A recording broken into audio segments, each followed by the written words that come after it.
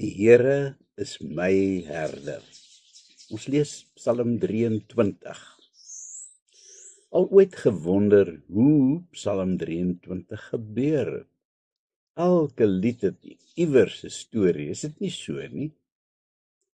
'n Frisgeboude jong seun met 'n rooierige gelaat stap saam met sy troppie skape deur die klipprige veld naby die slaperige dorpie Bethlehem.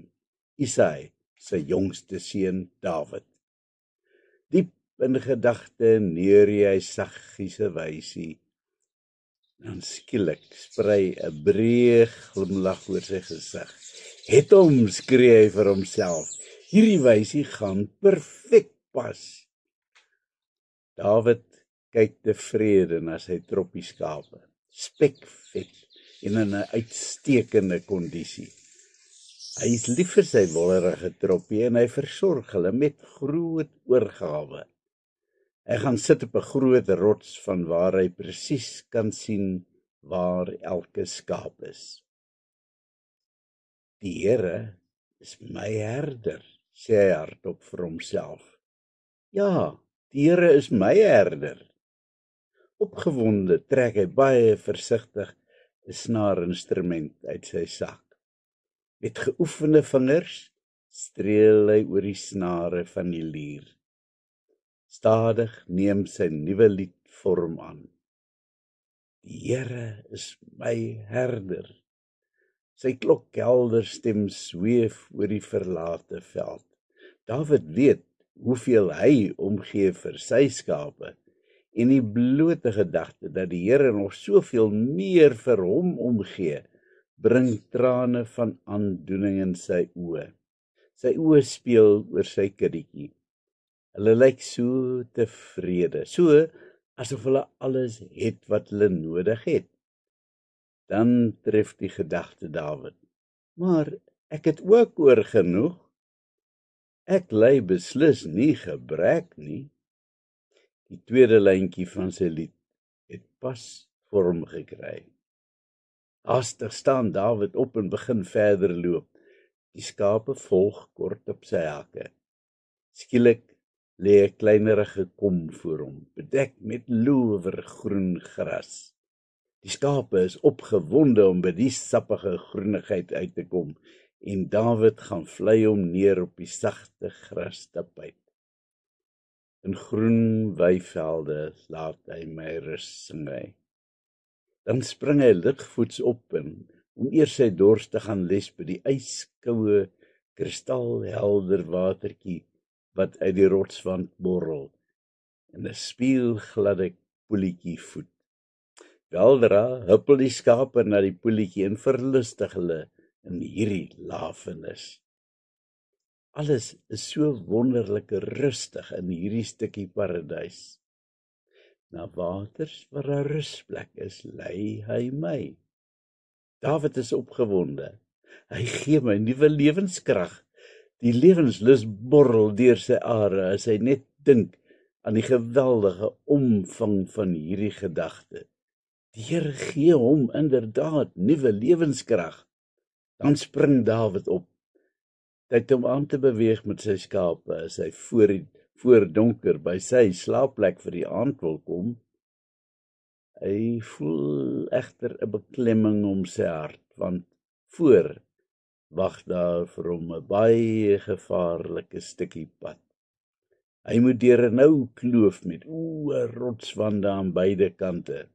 So nou en diep is hierdie kloof, dat dit sommer donker kan raak daaronder. En daar's rowers. Maar Dawid weet, hy lei my op die regte paai terwille van sy naam. Here, bid hy hardop wanneer hy die kloof instap. Ek is in u hande. Ek is nie bang nie, want ek weet dat wanneer ek deur hierdie gevaarlike kloof stap, dan is u elke tree van die pad saam met my. Dawid klem sy knippel styf vas, net vir ingeval. Hierdie stok van hom, het almal uit baie benarde situasies gered. Een van die skape skrik vir iets en dan spring hy om en hardloop holderste bolder tussen die trop deur. Voor hy egter konsternasie kan veroorsaak, hak Dawid hom blitsvinnig om die nek met sy herderstaf en bring hom saggies tot bedaring. Dankbaar sien Dawid die helder sonskyn deurbreek aan die ander kant van die kloof. Selfs as ek deur die donkerste kloof ingaan, is ek nie bang vir gevaar nie, want U is by my. Dis U stok en U staf wat my gerus stel. Voor Dawid vou die grasvlakte oop. Hier gaan hy vir die volgende paar dae met sy trop skape oorbly. Hy gaan vlei hom neer in die skadu van 'n doringboom. Skielik is hy rasend van honger, want daar was heeldag nog nie eers tyd om aan kos te dink nie. Hy maak die sak oop wat sy ma vir hom saamgegee het. Sy maag slaan eintlik bolle, maar kiesie as die heerlike geure van die padkos sy neus tref. Daar's vars gebakte broodjies, heuningkoek in 'n fles, olywe, gedroogde datels. Dis 'n fees. Hy breek 'n broodjie oop en druk 'n stuk heuningkoek daarin. Hy kreun eintlik van pure lekker kry as hy die eerste groot hap afbyt met heuning wat om sy mondhoeke afdrup. Dawid glimlag.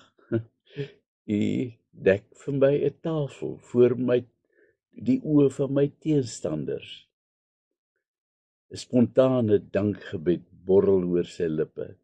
Here, U is so goed vir my. My beker loop oor van al die goedheid wat U my gee.